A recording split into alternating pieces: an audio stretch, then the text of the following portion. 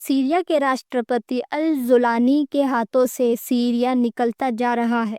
Israel और America ने अल-जुलानी को सीरिया में खड़ा किया। जुलानी ने बशर के खिलाफ जंग लड़ी और उन्हें हटाकर सीरिया के राष्ट्रपति बन गए। इजराइल ने सीरिया पर बहुत सारी बमबारी की। इजराइल ने दुर्स कम्युनिटी को बचाने का हवाला देकर सीरियाई सेना के खिलाफ हमला शुरू कर दिया। भारत के समय के मुताबिक तकरीबन 4 बजे इजराइल डिफेंस फोर्सेस ने सीरिया के रक्षा मंत्रालय के बराबर हमला किया। इस हमले में सीरिया सेना का जो हेडक्वार्टर है उसे बड़ा नुकसान हुआ। लगातार सीरिया पर हमले जारी हैं और इजराइल ने सीरिया के हर एक हथियार भंडार पर कब्जा कर लिया। आज भी इजराइल की सेना ने सीरिया के हथियार डिपो पर छापे मारकर तकरीबन 3 टन हथियार बरामद किए। उसे रोकने के लिए सीरिया की सेना कुछ नहीं कर पाई।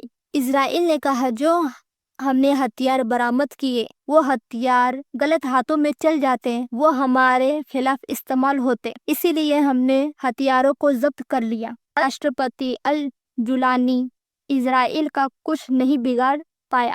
जिस तरीके से इजराइल आगे बढ़ रहा है हवाला देता है हम दुर्स कम्युनिटी के ऊपर अत्याचार नहीं होने देंगे, हम उन्हें बचाएंगे और हम लड़ेंगे। इजराइल के डिफेंस सिस्टम ने कहा है ये जो हमने किए हैं ये मैसेज है जुलानी को, अभी हम हमले और बढ़ाएंगे, ये दुर्स कम्युनिटी के लिए है। उसके बाद नेतन्याहू ने कहा दुर्स कम्युनिटी के लोग हमारे अपने हैं, हम बहुत कुछ कर रहे हैं उनको बचाने के लिए। इजराइल के नेता बेंजीवन ने वीडियो जारी कर कहा जुलानी को खत्म कर देना चाहिए। इसके बाद सीरिया की सरकार ने स्टेटमेंट जारी कहा इजराइल जो हमला कर रहा है उसकी हम निंदा करते हैं। इजराइल ये सब इसलिए कर रहा है इजराइल के अंदर जो उत्पाद मचा है वो छुपा सके। जल जुलानी जिसकी पार्टी का नाम HTS है, उन्होंने धमकी दी अगर इजराइल सीरिया के अंदर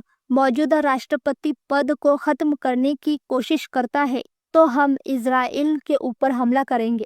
अब सवाल ये उठता है ये हमला करेंगे कैसे? इनके पास तो कुछ बचा ही नहीं सिवाय बंदूक के। सीरिया के अंदर जो तुर्की के एम्बेसडर है, तुर्की ने तुरंत उनको वहां से निकलने का कहा और इजराइल के हमले की सख्त तरीन निंदा की। इजराइल इंटरनेशनल लॉ की उल्लंघन कर रहा है। ऐसे ही सऊदी अरब, कतर, मिस्र, बहरीन, जॉर्डन इन तमाम देशों की तरफ से भी इजराइल हमलों की निंदा की गई है। जब सीरिया और इजराइल के बारे में डोनाल्ड ट्रंप से पूछा गया तो उन्होंने कहा थोड़ी गलतफहमी फैल चुकी है, हम दोनों से बात कर रहे हैं, हमें यकीन है दोनों के बीच मतभेद खत्म हो जाएगा। अब ऐसा लगता है और उत्पाद मचेगा और गृह युद्ध होगा।